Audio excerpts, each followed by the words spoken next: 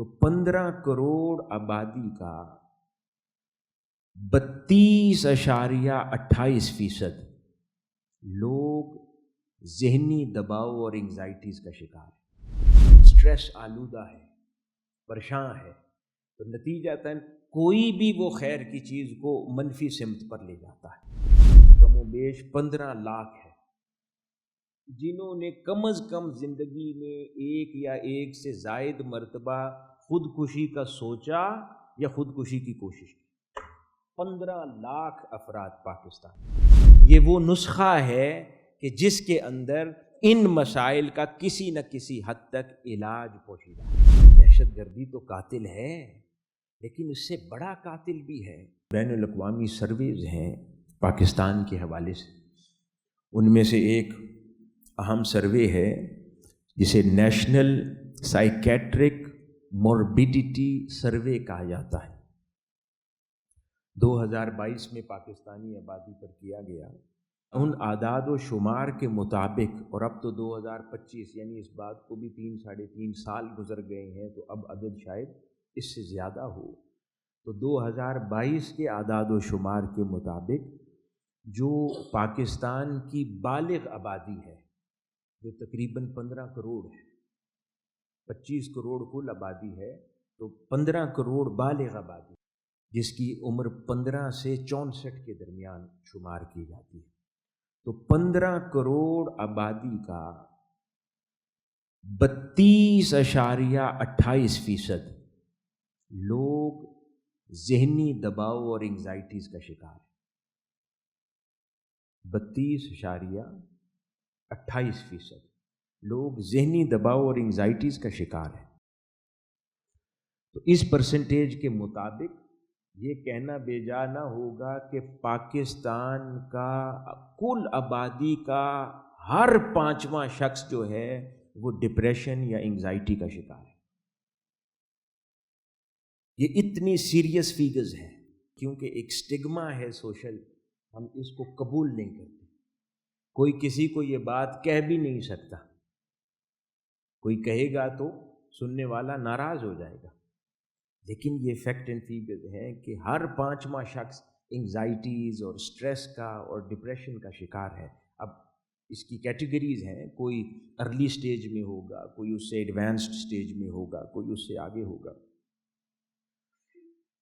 اور اس 32.28% میں سے جو 24% لوگ ہیں وہ ڈائریکٹلی سٹریس ریلیٹڈ مینٹل ڈس آرڈرز کا شکار ہے، جس کی وجہ سے روزمرہ بازاروں میں ہم چھوٹی چھوٹی باتوں پہ لوگوں کو جھگڑتے دیکھتے ہیں۔ جب کوئی بات سنتا ہے تو کہتا ہے کہ یہ تو اتنی بات نہ تھی، اس پہ جھگڑے والی کون سی بات تھی۔ ایک دوسرے کے نقطۂ نظر کو سمجھنے سے قاصر ہیں، اس کو سمجھنے سے پہلے لڑ پڑتے ہیں، ایک دوسرے کو گنجائش مہیا کرنے پر آمادہ نہیں ہے۔ یہ سر در حقیقت یہ مسائل کہاں سے پیدا ہوتے ہیں؟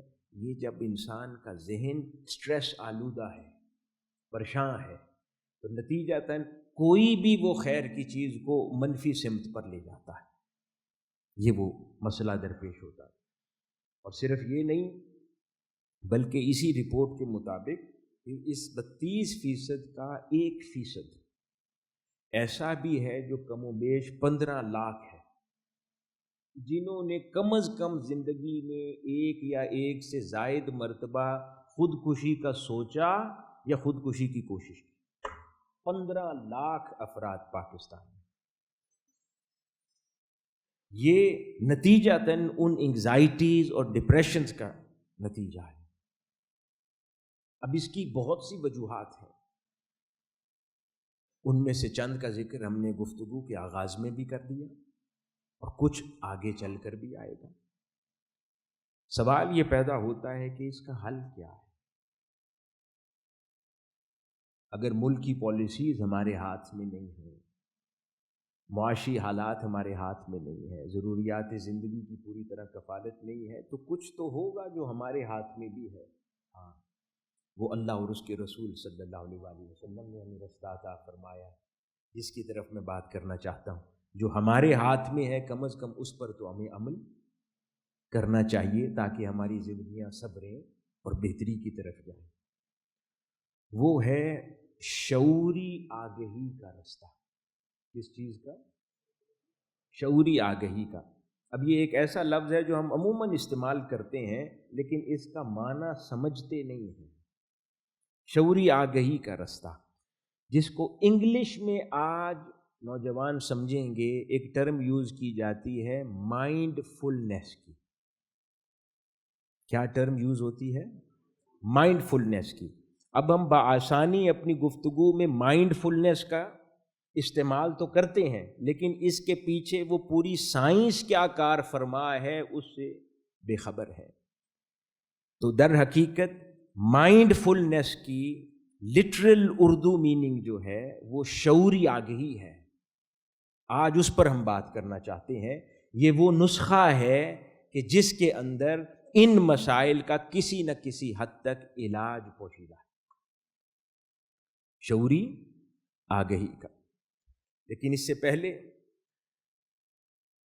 آج سے 10-15 سال پہلے کہ پاکستان میں چلے جائیں، دہشت گردی عروج پر تھی۔ ہر سال کم و بیش 4 سے 5 ہزار افراد دہشت گردی کی نظر ہو جاتے تھے، لقمہ اجل بنتے تھے۔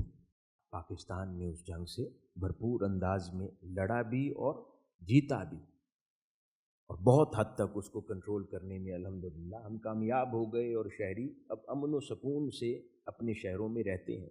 بدقسمتی سے پھر سے وہ لہر تھوڑی آئی ہے، لیکن میں امید کرتا ہوں کہ وہ بھی کنٹرول ہو جائے گی۔